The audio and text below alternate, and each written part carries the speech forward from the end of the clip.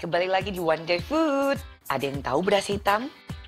Ternyata beras hitam punya banyak manfaat loh untuk kita. Siapa di sini yang suka makan ceri? Hari ini ada informasi tentang ceri. Dan seperti apa ya perbedaan rasa ketika memanggang menggunakan batok kelapa, tungku kayu bakar, dan dengan kompor? Selengkapnya di Wonder Food hari ini.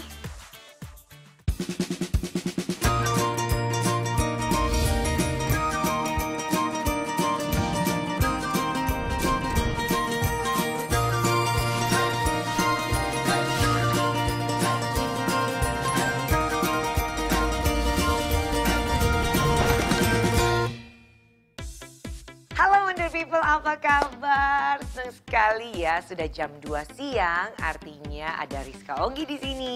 Wonder Food. Saya happy banget karena saya sudah menyiapkan banyak sekali menu yang pastinya bakalan kalian suka. Dan menu pertama saya siang hari ini saya akan bicara tentang beras. Beras. Warnanya aja beragam ya. Ada beras putih, ada beras merah, ada beras hitam, tentu dengan kegunaan dan manfaatnya masing-masing. Tapi jangan salah, jangan sampai kalian ketuker. Beras hitam loh, bukan ketan hitam. Coba saya cek ya, ada yang ketuker nggak? Belum pernah. Selama ini sih baru cobanya beras merah aja sih. Selama ini sih makannya beras putih sama beras merah. Kalau untuk beras hitam sih kayaknya aku belum pernah coba ya.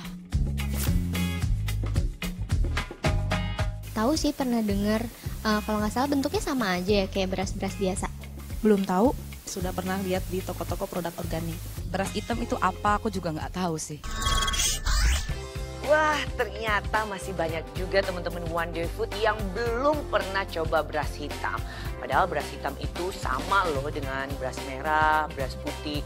Mungkin belum terbiasa aja kita mengkonsumsinya. Dan kalian harus tahu kalau beras hitam itu banyak sekali kandungan gizi di dalamnya. Apa saja sih? Coba kita simak sama-sama ya. Beras hitam memang kurang populer dibanding beras putih dan beras merah. Menurut hasil penelitian peneliti asal Universitas 11 Maret Profesor Dr. Insinyur Edi Purwanto MSc, beras hitam terbukti mengandung banyak gizi yang baik untuk kesehatan tubuh. Salah satunya adalah antosianin. Antosianin bagi tubuh kita berfungsi sebagai antioksidan dan anti kolesterol. Dalam beras hitam, kandungan antosianin mencapai 200-400 mg per 100 gram.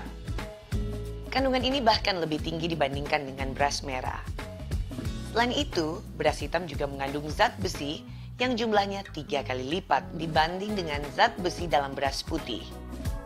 Kandungan ini sangat potensial untuk menangani defisiensi zat besi yang banyak terjadi di negara berkembang. Kandungan lain yang terdapat dalam beras hitam diantaranya serat, vitamin E, dan kadar gula yang rendah. Di samping kaya akan nutrisi, nasi yang berasal dari beras hitam lebih enak dan sangat pulen jika dibandingkan dengan beras putih. Tapi ingat loh teman-teman, beras hitam berbeda dengan ketan hitam. Baik itu dari segi aroma, tekstur, maupun rasa. Namun sayang, banyaknya kandungan manfaat dari beras hitam tak sebanding dengan stok di pasaran. Varietas jenis padi hitam belum populer dibudidayakan oleh petani di Indonesia. Ya, sayang banget ya. Wow, banyak juga ya ternyata manfaatnya buat tubuh. Tapi ngomong-ngomong nih, antara beras merah, beras putih, sama beras hitam, kira-kira mana ya yang memiliki kandungan gizi yang lebih banyak? Kita tanya ahli aja yuk. Kalau berdasarkan tabel komposisi pangan Indonesia, justru beras putih mengandung zat besi lebih tinggi daripada beras hitam. Tapi sebenarnya tidak demikian, walaupun lebih tinggi, kandungan dua-duanya itu relatif sangat kecil atau sangat sedikit. Jadi bisa kita katakan bahwa beras, baik itu beras merah, beras hitam, ataupun beras putih bukan merupakan sumber zat besi. Jadi dia dikonsumsi bukan tujuan untuk memenuhi kebutuhan zat besi. Kandungan terutama yang sangat berbeda sekali adalah dari seratnya. Jadi kalau kita lihat dalam proses pengolahannya, kalau beras hitam itu tidak ada proses pengulitan. Jadi zat gizinya masih lengkap, seratnya masih tinggi, dan vitamin yang terkandung pada kulitnya juga masih sangat tinggi. Jadi bisa kita katakan beras hitam itu unggul di dalam hal kandungan serat, kemudian kandungan vitamin terutama vitamin B kompleks, dan kemudian beberapa mineral. Serta warna hitam pada beras hitam itu merupakan zat pewarna yang sifatnya juga sebagai antioksidan. Namun demikian, untuk mengkonsumsi beras hitam setiap hari juga tidak dianjurkan karena ada nilai kekurangannya juga, bahwa beras hitam kaya serat, kaya vitamin, mineral, dan antioksidan, tetapi dia juga masih mengandung zat yang disebut dengan asam fitat. Nah, asam fitat ini dia dapat menghambat penyerapan zat besi dan kalsium. Jadi kalau kita makan dengan makanan lain yang misalnya ikan sumber kalsium atau sumber zat besi, itu tidak bisa diserap sempurna karena ada asam fitat yang terkandung pada beras hitam. Maka saya katakan ketika seseorang ingin mengkonsumsi makanan untuk memenuhi kebutuhan seratnya, bisa memilih beras hitam. Tapi ketika tujuannya untuk memenuhi zat besi dan zat kalsium, maka sebaiknya menggunakan beras putih saja. Nah, itu tadi penjelasan ahli tentang beras hitam. Sekarang yang menjadi pertanyaan penting nih buat ibu-ibu di rumah, kira-kira kalau kita mengolah beras hitam nih, sama nggak ya dengan kita mengolah beras putih atau beras merah? Coba kita lihat informasinya sama-sama ya.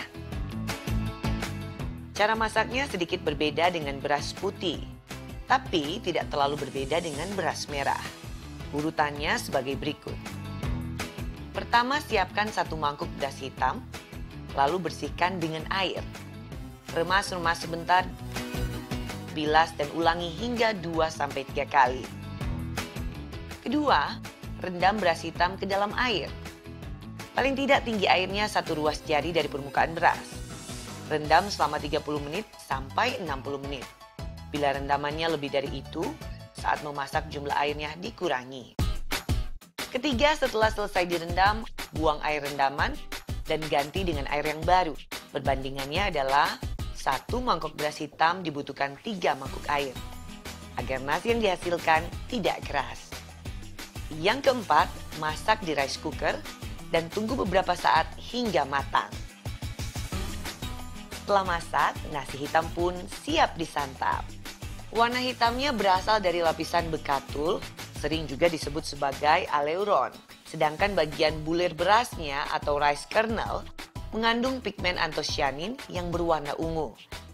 Dengan intensitas tinggi, maka warna beras menjadi ungu pekat mendekati hitam. Selamat mencoba ya! Gimana menu pertama saya? Menarik kan? Jangan lupa, saya masih punya 2 menu lagi. Jangan kemana-mana ya.